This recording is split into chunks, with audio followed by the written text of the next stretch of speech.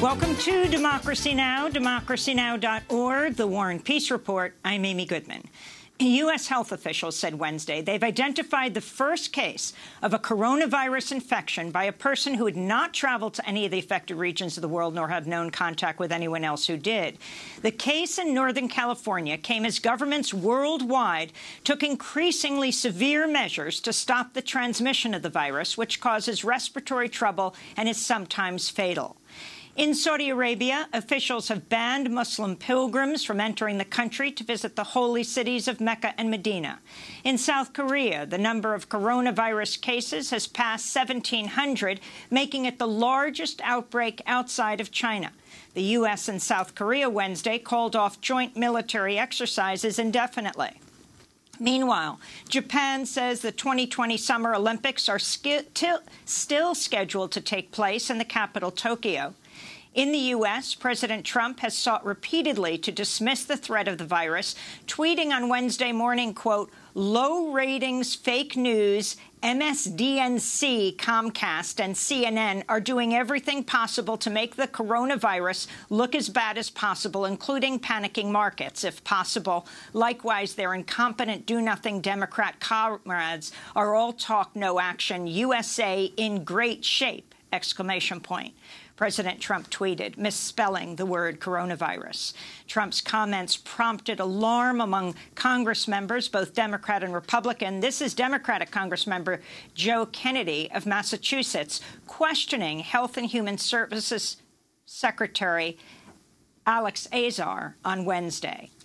Mr. Secretary, I don't want to panic over this either. The stock market's crashing. He's trying to stop a stock market. He's not trying. He's outright contradicting everything that you all have just said. Outright contradiction. I think he's expressing confidence in... With no medical basis for it. That's what you've just explained to us. Come on, sir. He's expressing that the American people need to take a breath here, that there's no change to anyone's daily life from this, that the country has a plan. We have pandemic plans. Late on Wednesday, President Trump held a news conference at the White House saying he's tapped Vice President Mike Pence to coordinate federal response to the coronavirus. Pence is not a public health expert, and as governor of Indiana, slashed public health spending and is widely blamed for an outbreak of HIV in his home state. Meanwhile, the Centers for Disease Control and Prevention in Atlanta is warning the true number of U.S. coronavirus cases might be higher than reported because test kits sent out nationwide earlier this month included a faulty component. After headlines, we'll spend the rest of the hour discussing the growing threat of the coronavirus. In Milwaukee, Wisconsin, a gunman opened fire inside a sprawling Molson Coors brewery Wednesday, killing 5 people before taking his own life. The shooter was identified as a 51-year-old man who worked at the factory complex. Police have not yet identified a motive in the killing. In immigration news, a new report by Physicians for Human Rights finds the Trump administration's separation of families at the U.S.-Mexico border is tantamount to torture.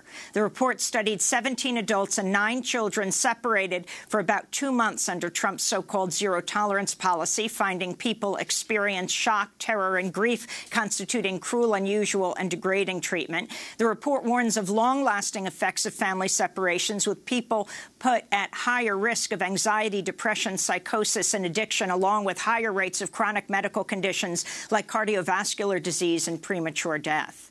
In Arizona, federal prosecutors Wednesday dropped a misdemeanor charge against humanitarian aid volunteer Scott Warren 1 day before he was to be sentenced for driving on protected lands to drop water, food, and other aid to migrants crossing the Sonoran Desert. The single misdemeanor count was the last charge faced by Scott Warren, who at one point faced up to 20 years in federal prison for felony charges of harboring migrants after he provided food, water, and shelter to a pair of men who barely survived their journey into the U.S. After a first trial ended in a hung jury, Scott Warren was acquitted of felony charges in a second trial. To see our full coverage of the Warren case, including our trip with him on a water drop in the Sonoran Desert last summer, go to democracynow.org. The House of Representatives voted 410 to 4 Thursday to make lynching lynching a federal hate crime. The Emmett Till Anti-Lynching Act was named for the 14-year-old African-American boy whose killing 65 years ago remains one of the most horrific examples of racial terror in the Jim Crow South. If signed into law by President Trump, the bill will finally end what proponents say have been 200 failed attempts to pass similar legislation. This is California Democrat, African-American Congresswoman Karen Bass, who co-sponsored the anti-lynching bill. A 1930 editorial in Raleigh News and Observer noted the elation of the audience witnessing a lynching as follows. Girls giggled as the flies fed on the blood that dripped from the Negro's nose.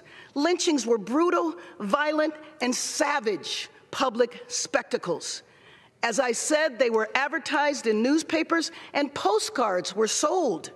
Souvenirs were made from victims' remains. Federal officials said Wednesday they've arrested 5 members of a far-right white nationalist group who are conspiring to threaten and intimidate journalists and activists around the United States.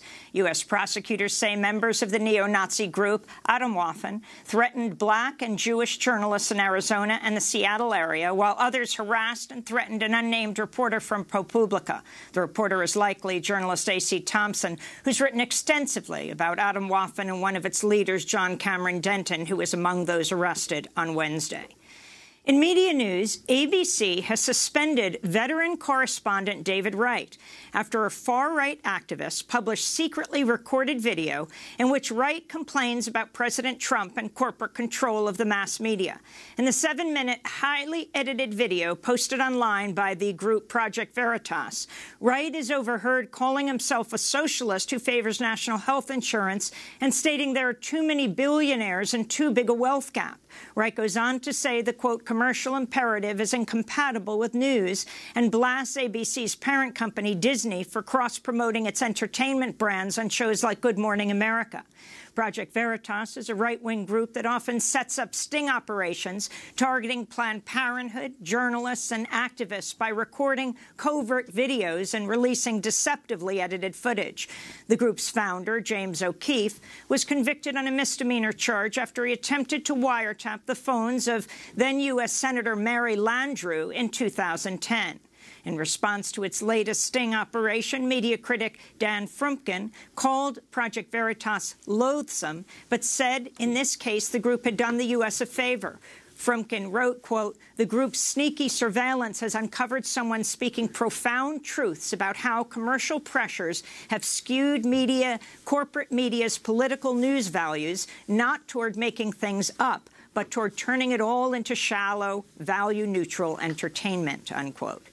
In Saudi Arabia, U.S. Marines held joint military exercises Wednesday with their Saudi counterparts on the King Abdulaziz naval base. The war games along the Persian Gulf were widely seen as a warning to Iran. The joint exercises came as Houthi rebels in northern Yemen launched a new offensive following a recent increase in the number of U.S.-backed Saudi-led coalition airstrikes in Yemen. More than 100,000 people have died. Far more have been displaced since Saudi Arabia began its war on Yemen in 2015 with the support of the Obama administration at the time. In Philadelphia, 7 Jewish activists were arrested Tuesday outside Joe Biden's campaign headquarters, calling on the presidential contender to skip the annual conference of AIPAC, the American Israel Public Affairs Committee. Members of the progressive Jewish organization, If Not Now, are demanding Biden reverse decades of support for Israel's occupation of the West Bank and Gaza, first as head of the Senate Foreign Relations Committee and later as vice president. The protests came as the presidential campaigns of Amy Klobuchar and Pete Buttigieg said they would not attend this year's AIPAC conference following similar moves by Senators Elizabeth Warren and Bernie Sanders. In a statement, If Not Now co-founder Danny Miscavige wrote, quote, even moderates in the Democratic Party are now refusing to attend a conference by a right-wing lobby that allies with bigots just to shield the Israeli government from any consequence for denying the Palestinian people freedom and dignity, unquote. Billionaire former New York City mayor and Democratic presidential hopeful Michael Bloomberg is scheduled to attend the AIPAC conference in March as a keynote speaker. In Puerto Rico, a transgender activist was shot and killed early Monday morning, just hours after someone called police to complain that she'd used a public restroom at a McDonald's. Disturbing video posted to social media appears to show the final moment of Nulisa Luciano Ruiz's life, as her attackers followed her in a car before opening fire with at least 10 gunshots. Local police say they suspect 4 teenagers were involved in the murder. Ruiz was at least the second trans or gender nonconforming person murdered in the U.S. in 2020. In climate news, the Trump administration's abruptly halted a project to protect the New York City region from flooding due to rising seas and extreme weather, just weeks after President Trump mocked plans to build a seawall to protect the city as costly, foolish, and environmentally unfriendly. The move ends a $19 million project by the Army Corps of Engineers to research what steps would best protect residents of coastal New York and New Jersey, along with low-lying areas of New York Harbor.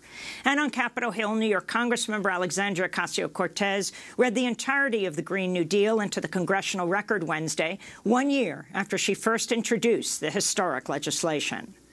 I realized that many of my colleagues have never even read the resolution that they're speaking on. They haven't opened a single word of it. And it's actually only about, I have it right in front of me, just 14 pages long. So I have decided that since my colleagues, some of my colleagues across the aisle, could not, for some reason, read the resolution, that perhaps this hour would be spent best reading it to them.